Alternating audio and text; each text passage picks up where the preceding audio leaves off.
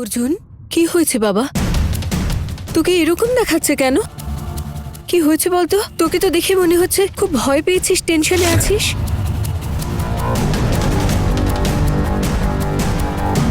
কি হয়েছে রে অর্জুন? কি হয়েছে সে তো আমি জানি। সুনেত্রাকে নাগিনী রূপে দেখে অর্জুন মানসিকভাবে ভেঙে পড়েছে, তাই জন্যই ও এত টেনশনে রয়েছে। কি হয়েছে রে বাবা? বল আমায়। বড় মা, আজ আমি আরেকটা সত্যি জানতে পেরেছি, কিন্তু অনেকটা দেরি হয়ে গেছে আমার। সত্যি?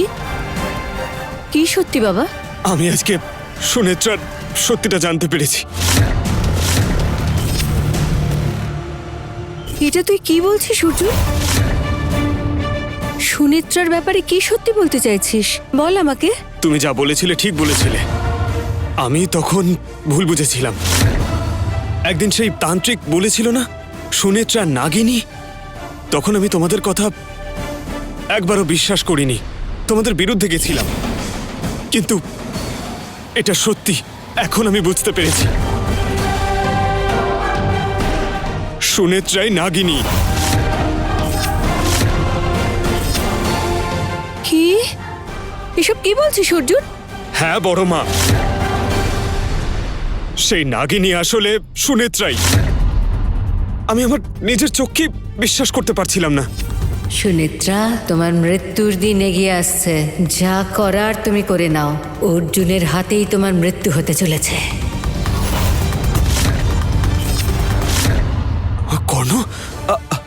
বড় মা, আমার মাথা ঠিক ছিল না। আমি কর্ণকে তো সেই নাগিনীর কাছে ছেড়ে দিয়ে চলে এসেছি। কর্ণ নিশ্চয়ই কোনো বিপদে পড়েছে, আমার ওকে বাঁচাতে যেতেই হবে। হেই অর্জুন, হ্যাঁ এই দেখ, কর্ণর গাড়ি তো এখানেই রয়েছে। ও বোধহয় বাড়িতে ফিরে এসেছে। হ্যাঁ, চলো তাড়াতাড়ি, চলো দেখে আসি। চল।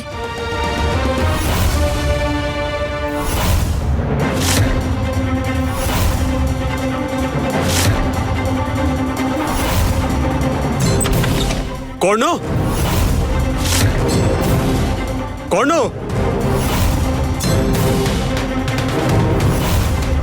ও বোধহয় ওপরে আছে। কর্ণ,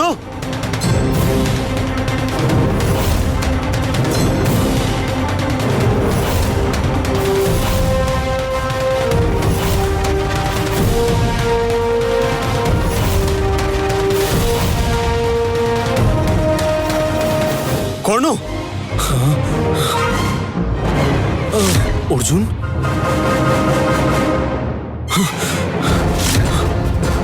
কর্ণ, ইউ আর সেফ নাও। আমি আজকে খুব ভয় পেয়ে গেছিলাম।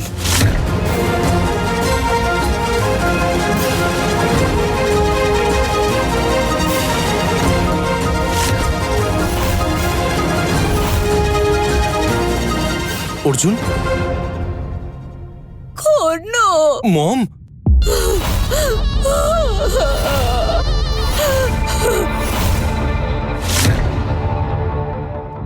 মম, তুমি এসেছো? মম, তুমি কোথায় ছিলে? বসো, বসো মম। তুমি ঠিক আছো তো? যাক বাবা, তোমার কিছু হয়নি মম। Thank god. তোমার জন্য খুব চিন্তা হচ্ছিল মম। তোমার যদি কিছু হয়ে যেত।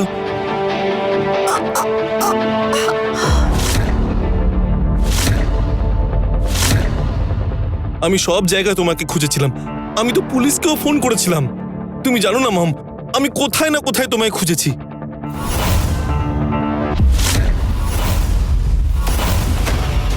বড় মা, তোমার কিছু হয়নি, এতেই আমি খুশি। কিন্তু সেই নাগিনী তোমাকে নিয়ে গেল আর এমনি এমনি ছেড়ে দিল।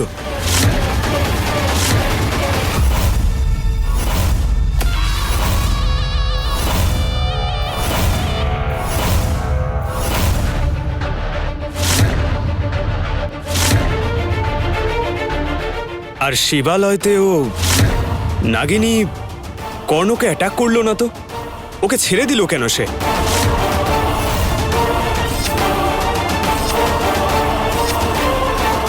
এরকম কঠিন সময়েও এত গভীরভাবে ভাবছে কি করে? ওকে খুব সাবধানে আমাদের হ্যান্ডেল করতে হবে, না হলে ও আমাদের সন্দেহ করবে।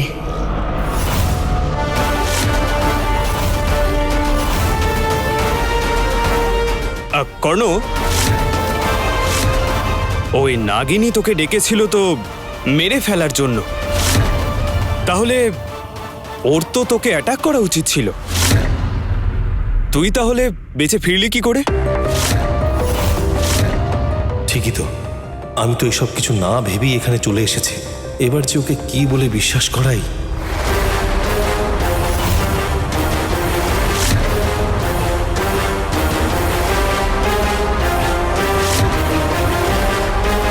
এসব কি অর্জুন? আমি ওই নাগিনীর হাত থেকে কোনো ক্রমে বেঁচে পালিয়েছি, আর তুই এসব প্রশ্ন করছিস? আমি যে বেঁচে গেছি তাতে তুই খুশি হসনি না? আমি তা বলতে চাইনি। তা না হলে কি অর্জুন? আমি তোকে আমার সাথে নিয়ে গেছিলাম কারণ তুই আমাকে বিশ্বাস করিস না বলে। তুই তো নিজের চোখেই দেখেছিস ওখানে কি কি ঘটেছে।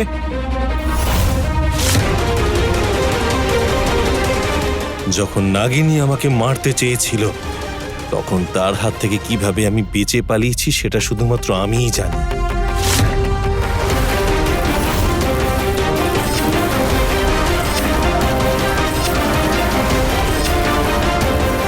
ওই নাগিনী এসেছিল আমাদের পরিবারকে ধ্বংস করতে অর্জুন। ও আমাদের যে কারোর প্রাণ নিতে পারত অর্জুন। আজকের ডেটে আমাদের ফ্যামিলির সাথে যা যা কিছু ঘটছে সবকিছুর জন্য ওই নাগিনী দায়ী। আজকে যে ড্যাড হুইল চেয়ারে বসে আছে সেটা ওই নাগিনীর কারণেই। আমরা যদি কোনোভাবে ওই নাগিনীকে না আটকাতে পারি, ওই নাগিনী আমাদের ফ্যামিলি ধ্বংস করে দেবে অর্জুন। তাই যে করে হোক ওই নাগিনীকে আটকাতেই হবে, না হলে আমাদের ফ্যামিলি ছাড়খাড় হয়ে যাবে অর্জুন।